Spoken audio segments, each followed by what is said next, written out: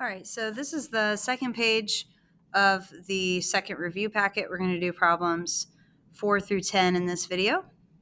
And these are some examples of like multiple choice type problems. So find the limit as h approaches 0 of this thing.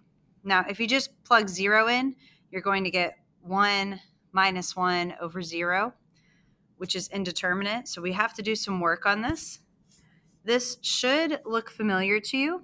This is the limit definition of f prime of something. And what have we plugged in to this value? So it kind of, I know this says tangent of pi over 4, but it looks to me like this is the format of the function here.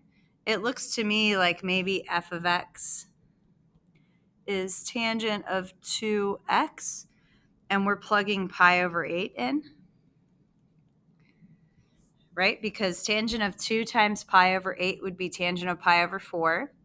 And the setup, this is the difference quotient, f of x plus h minus f of x all over h.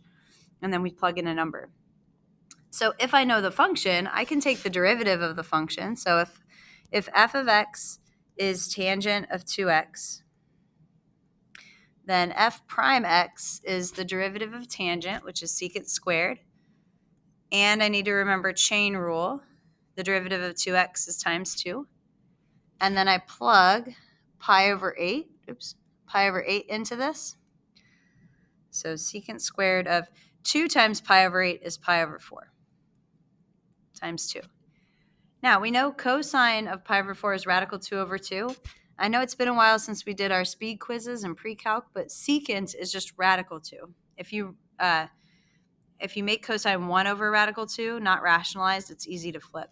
So this is just radical 2 squared times 2. And that's 2 times 2. So this answer is 4. All right, number 5. Find the limit as x approaches infinity of this rational function. Now remember, limits at infinity are really talking about horizontal asymptotes if we have something rational like this.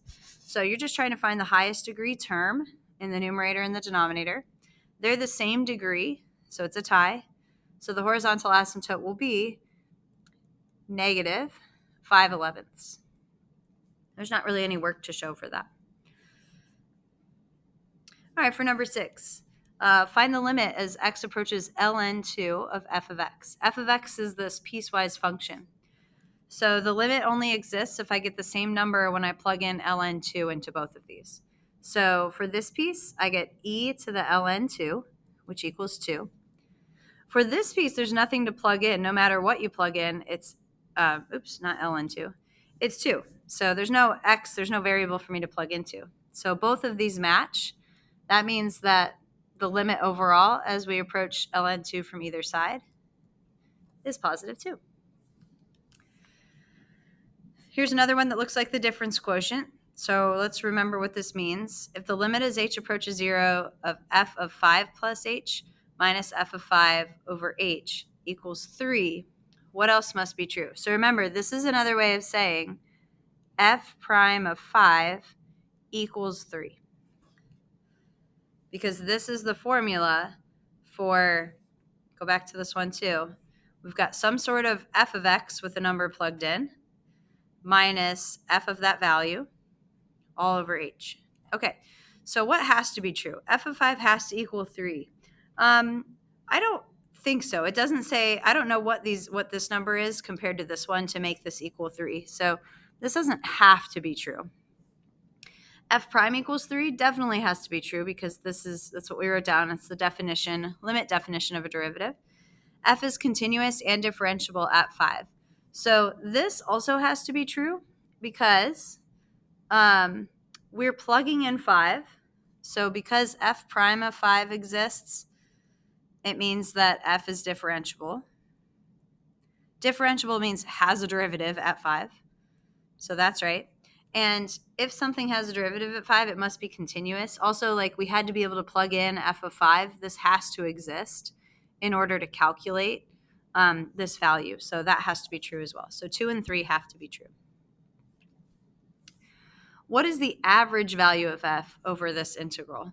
So here on this interval, the function for f, the equation changes whether you're to the left of 0 or to the right. So the average value,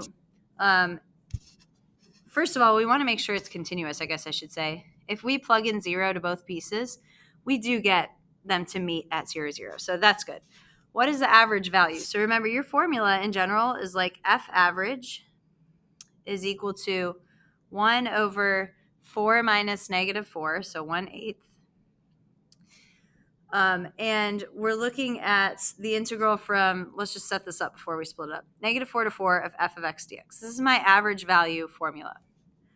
And then I can't just do this integral in one piece. I need to split it up based on where we are. So 1/8 is staying out here.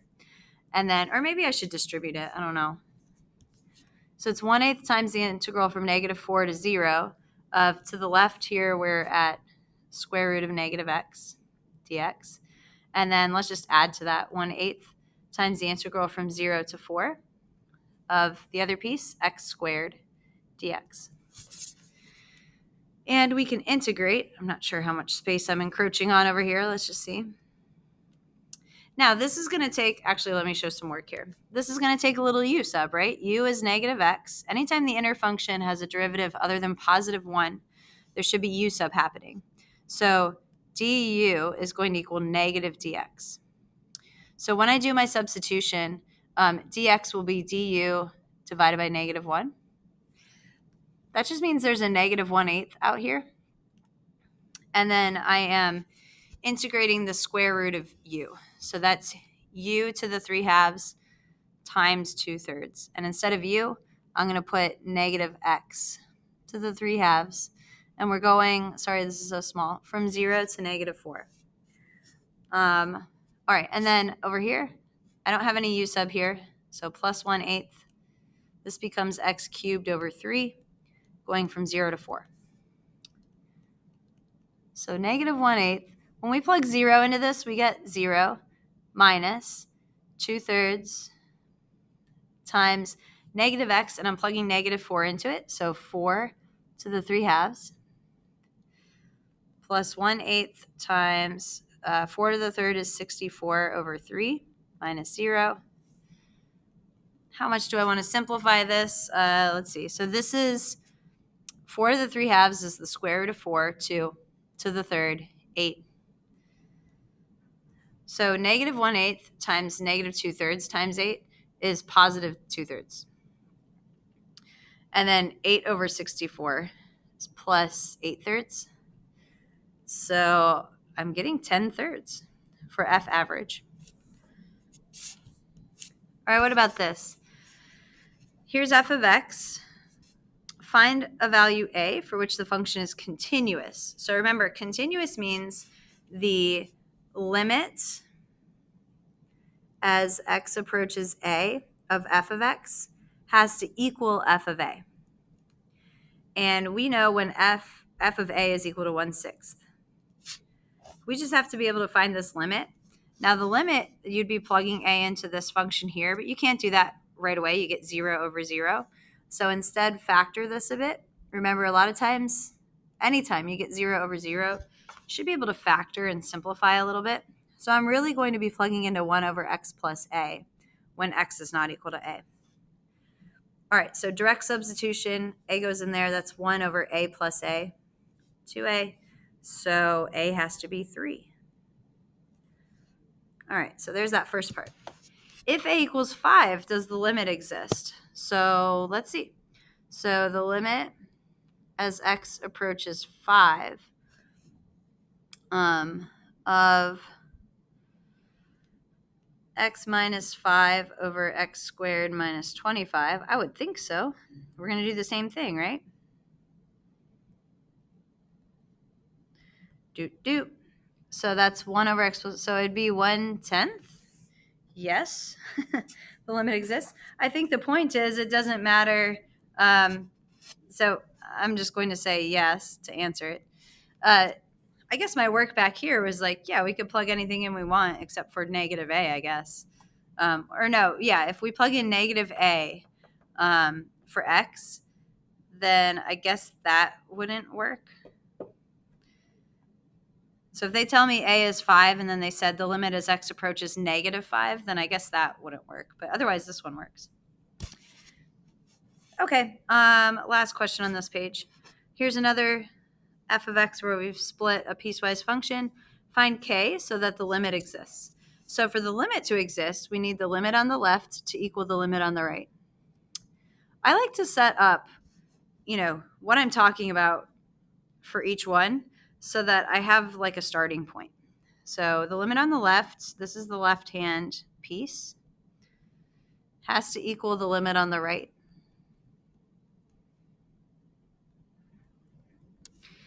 Okay, and then we're going to plug 1, direct substitution into both sides, so the cube for x. So the cube root of 1 is 1 plus k equals ln of 1.